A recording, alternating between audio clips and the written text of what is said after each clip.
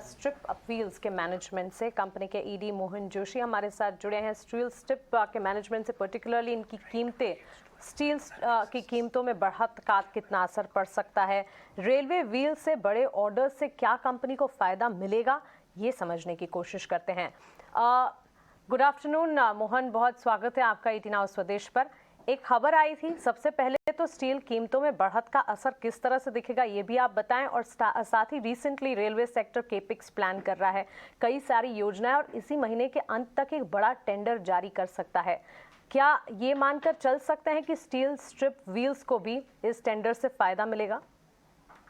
सबसे पहले मैं ये बता दूं कि हम रेलवेज के व्हील्स नहीं बनाते हैं। यस। बट जब इस खबर सरकार की तरफ से आई है तो काफी व्हील मेकर्स इसकी तरफ ध्यान दे रहे हैं, क्योंकि अभी तक सरकार सिर्फ एक ही कंपनी से व्हील खरीदती थी और उसमें प्राइवेटाइजेशन का फैक्टर नजर आता हुआ दिख रहा है।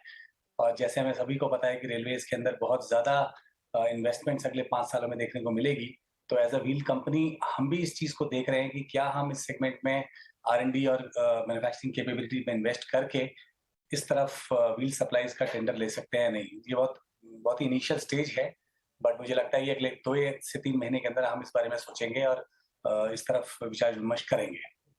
दूसरा सवाल आपका था कि स्टील की कीमतें नीचे की तरफ आती हुई दिख रही हैं और उसका इम्पैक्ट आपको मार्जिन्स पे कैसा दिखेगा। तो मैं कहना चाहूंगा कि ऊपर से करीबन 10 से 15% का गिरावट स्टील के प्राइसेस में दिखा है, और आगे चलते हुए हमें ये उम्मीद है कि ये गिरावट थोड़ी और एक्सटेंड हो सकती है, बिकॉज ग्लोबल ट्रेंड काफी वीक है, जो कंपनी की वर्किंग कैपिटल को हेल्प करेगा, क्योंकि इस पिछले बीते 1 साल 1.5 साल के अंदर हमने कीमतें दुगनी होती हुई देखी थी, जिसकी वजह से ब्याज ज्यादा पड़ा और उसकी वजह से ओवरऑल प्रॉफिटेबिलिटी में थोड़ा सा इम्पैक्ट आया है, जो हमें लगता है कि अगले आने वाले 6 महीने के अंदर इंप्रूव होता हुआ दिखेगा।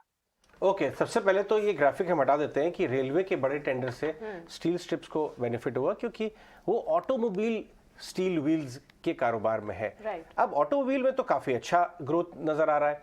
आप बताइए कि जो नए नए मॉडल्स आपके दूसरे क्लाइंट्स ऑर्डर कर रहे हैं, इसके डिजाइन वगैरह के बड़े ऑर्डर्स आपकी तरफ भी आ रहे हैं? क्योंकि लास्ट 6 महीने से हम लोग हर बड़ी OEM से बात कर रहे हैं, ऑलमोस्ट हर 15-20 दिन में एक नया मॉडल आ रहा है।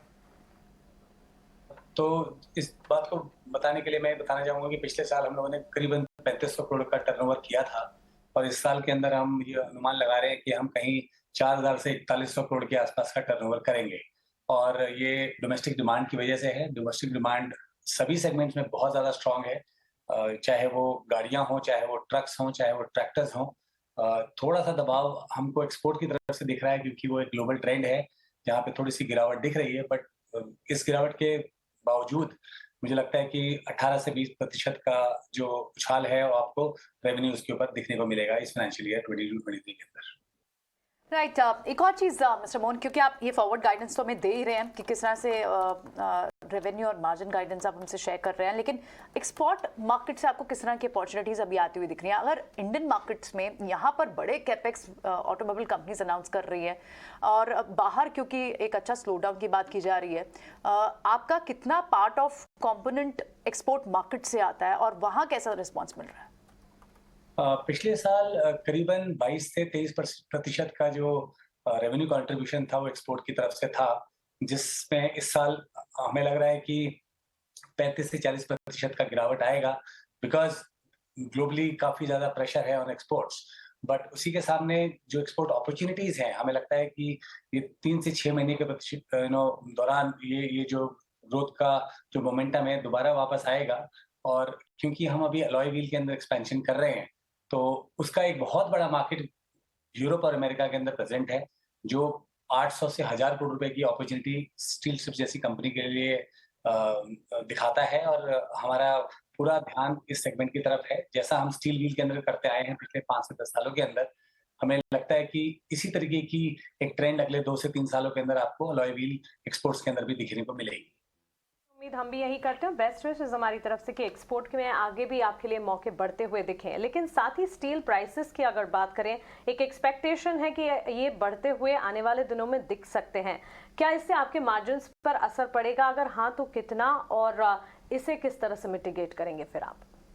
आई थिंक स्टील प्राइसेस हमारे केस के अंदर पास थ्रू होता है, तो उसका कोई बहुत भारी असर नहीं है मार्जिन के ऊपर।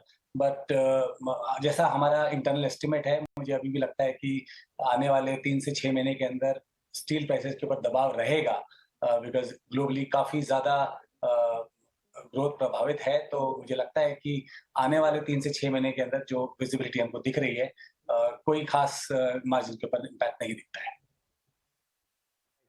ऑलराइट जोशी जी, बहुत बहुत शुक्रिया और गुड लक आगे आने वाले क्वार्टर्स के लिए भी। धन्यवाद। स्टील स्ट्रिप्स व्हील्स का